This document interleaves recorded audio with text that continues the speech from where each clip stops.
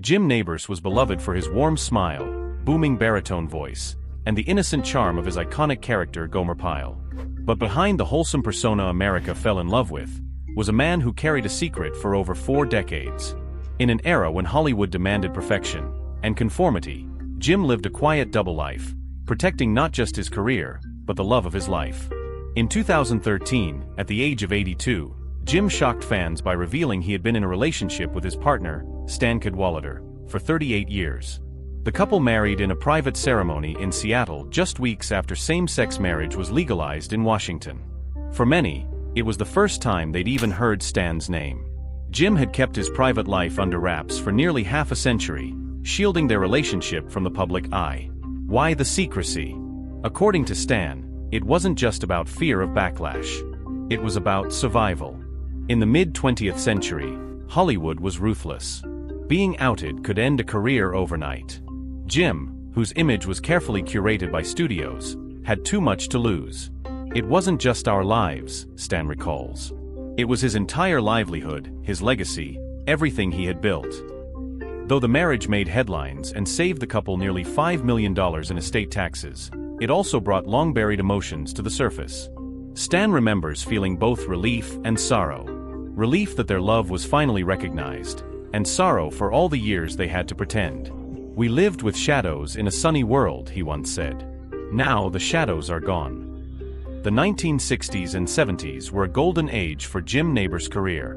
He starred in The Andy Griffith Show and his own spin-off, Gomer Pyle USMC. His fame soared, but so did the pressure to remain the cheerful heterosexual Southern boy fans adored. That pressure reached a boiling point when a rumor spread like wildfire across Hollywood. It all started with an offhand joke, a mock wedding invitation printed by friends joking that Jim Nabors had married Rock Hudson. The gag was never meant to go public. But tabloids got wind of it, and soon the rumor mill exploded. Headlines screamed of a secret gay marriage, and both Jim and Rock were caught in a storm they didn't create. The fallout was brutal.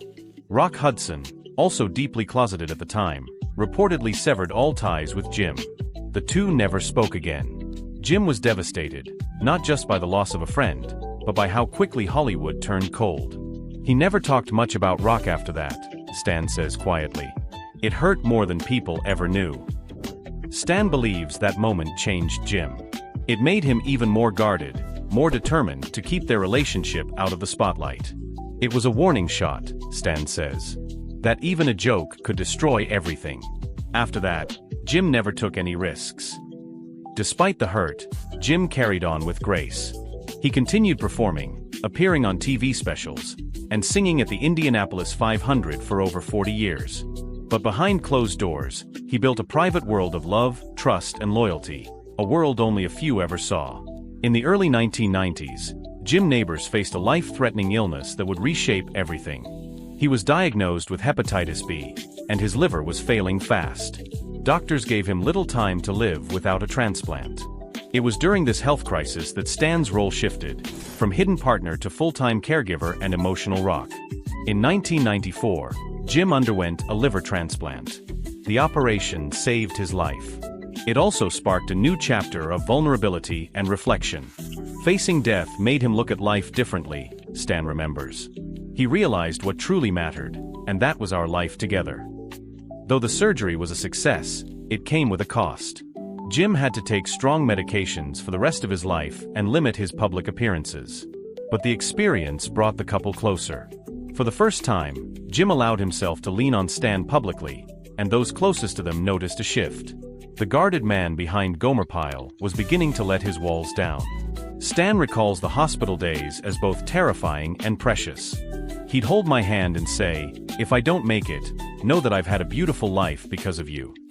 Those words, simple yet profound, stayed with Stan. From that point forward, their bond was no longer just about hiding. It was about cherishing every single day they had. The transplant marked the beginning of Jim's gradual withdrawal from the spotlight. He spent more time in Hawaii, tending his garden, singing occasionally, and enjoying the quiet companionship he'd fought so hard to protect. Jim Nabors passed away peacefully on November 30, 2017, at the age of 87. The world mourned the loss of a television legend, but very few knew what Stan was going through. People saw Jim on screen, But they didn't see the man I woke up next to for almost 4 decades, he said. For 7 years, Stan remained mostly silent. He stayed out of interviews, declined most media requests, and focused on preserving Jim's legacy quietly. But now, at 80 himself, he says it's time to tell their truth, not for scandal or fame, but for closure. We hid because we had to. Now I speak because I can. Stan's decision to speak out is more than just personal, it's about rewriting the narrative. He wants people to see Jim not just as Gomer Pyle, but as a man of immense courage, kindness, and quiet strength. He loved deeply. He lived authentically, even if he couldn't do so openly, Stan says. And he gave me a life filled with laughter and grace. In sharing their story, Stan hopes to honor Jim's memory in the way he deserves, not just as a performer, but as a partner. If we helped even one person feel less alone, it's worth it, he says. This was our truth. And it was beautiful. The world may remember Jim Nabors as a smiling face from a simpler time. But thanks to Stan's voice, we now also remember the man behind the smile. The one who quietly defied Hollywood norms, who loved fiercely, and who, even in silence, changed lives.